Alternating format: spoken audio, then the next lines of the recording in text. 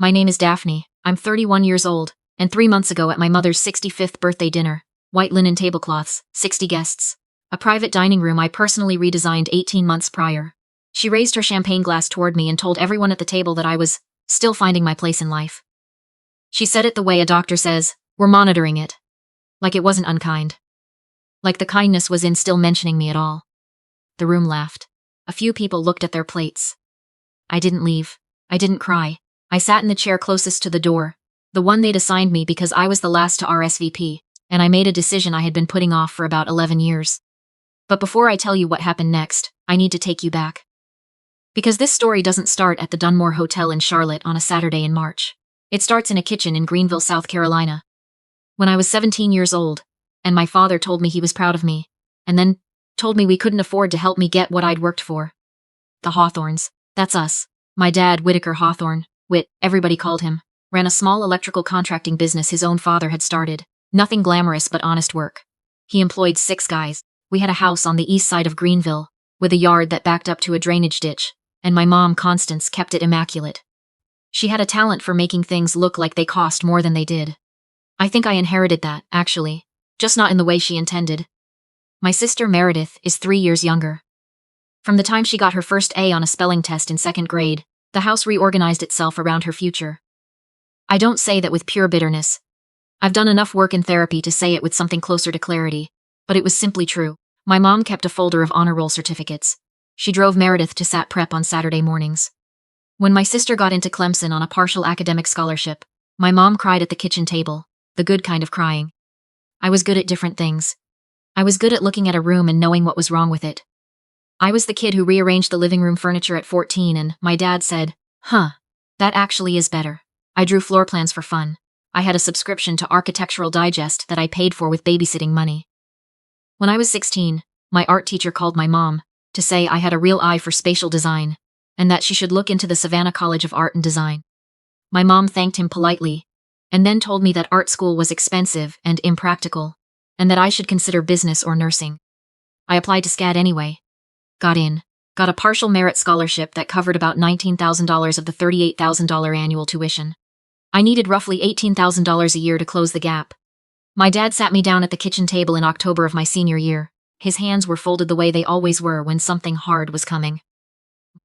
"Daphne, baby," he said, "we want you to go. We just can't make the numbers work right now." I looked at my mom. She was looking at the refrigerator. What I didn't know then, what I wouldn't find out until I was 30, was that 2 weeks before that conversation, my parents had co-signed a $52,000 loan for my sister's first year at the University of South Carolina's Moore School of Business, full tuition, apartment deposit, a new laptop. My mom had also written a personal check for $8,000 to cover what the loan didn't. There was money. There just wasn't money for me. I enrolled at Greenville Technical College and told myself it was temporary. It wasn't. At 19, I packed a duffel bag and a plastic crate of drafting supplies into a 2007 Civic with 140,000 miles on it and drove to Charlotte with wet $800 and a Craigslist job offer. Receptionist at a small property management firm, $15.25 an hour. My apartment was a studio in Plaza Midwood that smelled like old carpet and unidentifiable regret. The window faced a parking structure. I bought a bookshelf from Goodwill and filled it with every design book the library let me check out. I took every course I could find: color theory, AutoCAD, space planning, a community college night class in interior design principles. I sat the NCIDQ exam at 22 and passed on my first attempt. By 24, I was doing weekend design consultations out of my apartment. $300 for a room layout, $600 for a full concept package. 16 clients that first year, all word of mouth. I told almost no one. Then I met Claudette. She owned a boutique commercial design studio. Small firm, strong portfolio. Boutique hotels, a handful of medical offices, restaurant renovations. She hired me part-time to help with site measurements and material sourcing. 3 months in, she called me into her office and slid a set of my draft plans across the desk. "I've worked with people who have credentials I don't," she said. "Maybe 2 of them understood what you understand instinctively." She tapped the plans. "You don't just arrange things. You understand how a space makes a person feel before they can name it. That's not something you learn in a classroom." A pause. "You should be running some things, not assisting me." I was 26, I cried on the drive home, not the sad kind. I used $31,000, every dollar I'd saved in 4 years of barely spending anything, to form Vesta Interiors LLC, Single member, just me, a good laptop, a business attorney named Edith Crane, who charged reasonable rates and asked smart questions, and a rented desk at a co-working space off South Boulevard. I kept my name completely off the public-facing materials. The website listed Edith as the managing contact. I told myself it was a branding decision. Clients hire firms, not individuals. That was true. But the other part was that I knew how my mother worked. If she found out I was building something real, she would find a way to position herself as someone who had always believed in me. She would mention Vesta to her friends in Greenville. She would claim a plant she hadn't watered. I'd watched her do it with my sister's career for years. I wasn't giving her the opening. By 29, Vesta had completed 180 residential projects and 22 commercial spaces. Annual revenue was just over $900,000. I had 5 employees and a real office in Noda with furniture I'd sourced myself. By 31, we were at $1.8 million. 10 employees, over 340 residential projects, and 40 commercial properties across Greater Charlotte. 2 boutique hotel renovations, a pediatric clinic, a handful of corporate lobbies, and the private dining room at the Dunmore on East Trade Street. Here's the part I still can't entirely explain without laughing. About 14 months before my mother's birthday dinner, my sister called me.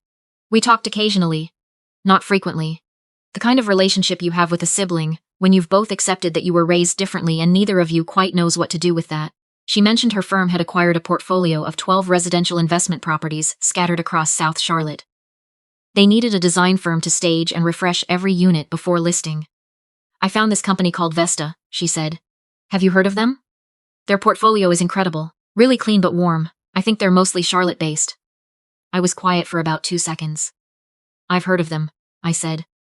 We signed a contract last week, $240,000 project. I'm honestly so excited. This company is going to make these properties move fast. She had no idea. The contract had gone through Edith. My sister had corresponded entirely by email with our project manager, Rochelle, and with Edith's office. My name was nowhere in the paperwork.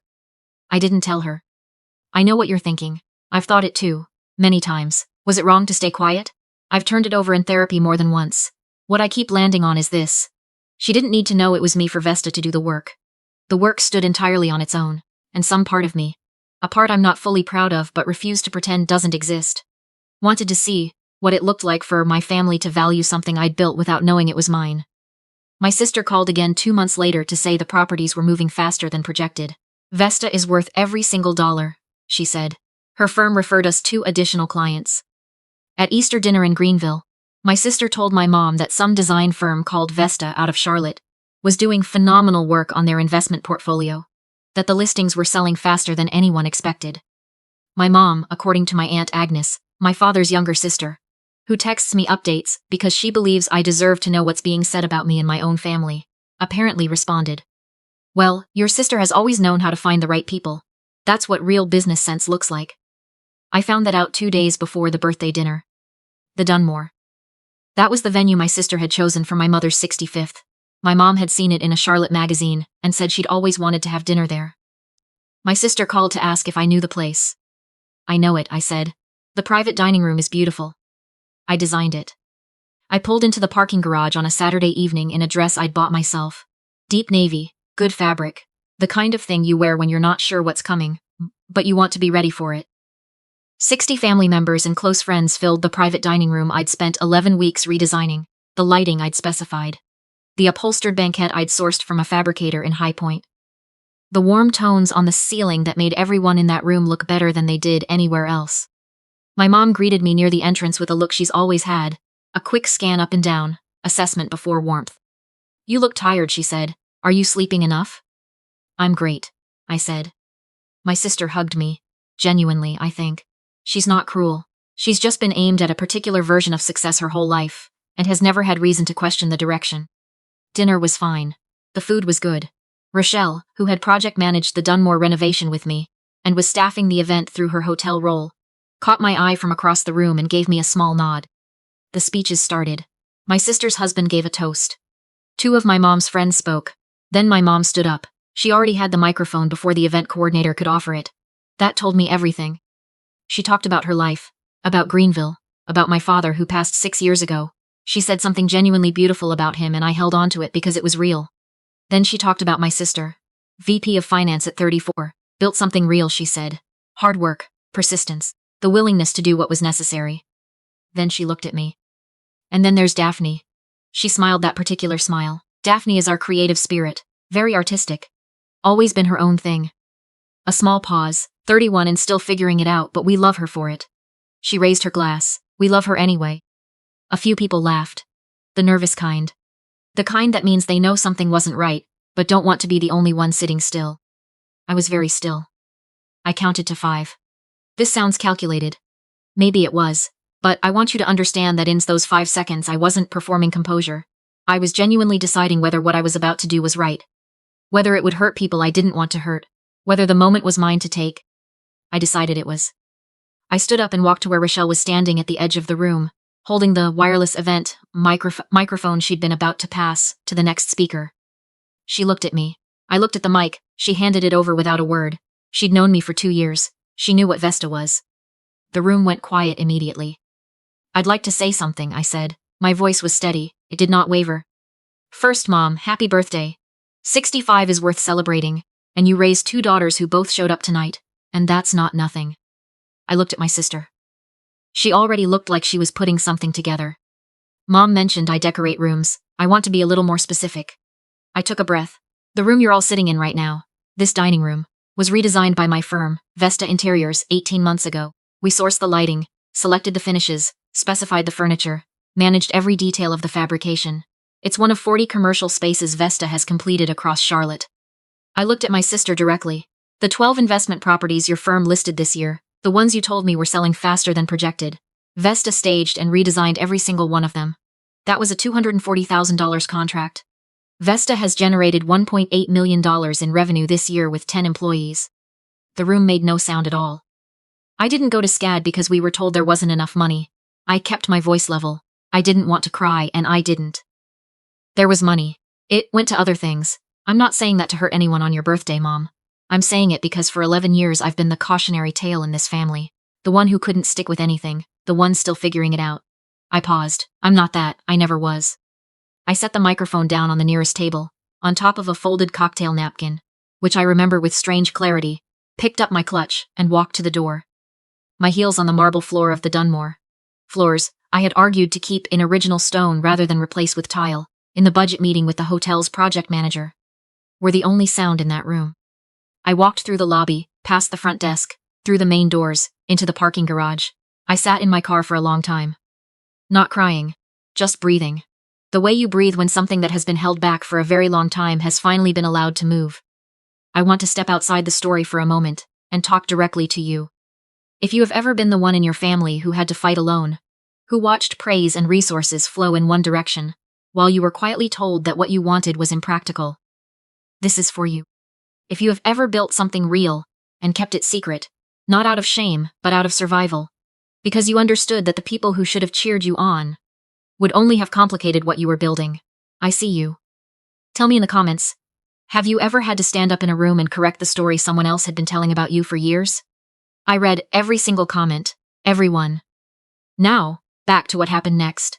Because what happened in the weeks after that dinner, what I found out about a letter that was meant for me and never arrived, that's the part that changed something permanent. 2 days after the birthday dinner, my phone rang. It was my Aunt Agnes, my dad's younger sister, who has always been quietly, carefully honest with me, in a way that never felt like gossip and always felt like love. Daphne, she said, I need to tell you something I should have told you a long time ago. She told me that when my grandmother, my dad's mother, Eleanor May Hawthorne, passed away 9 years ago, she had left me a designated bequest of $28,000, not split with my sister, not absorbed into a general family account, a specific gift, with a specific note in the estate documents. For Daphne's design education or professional development. My mom had signed for the letter from the estate attorney. She had called the attorney and informed him that I'd decided not to pursue design and had requested the funds be redirected to the joint family account she controlled. I went completely cold. I was 22 when my grandmother died.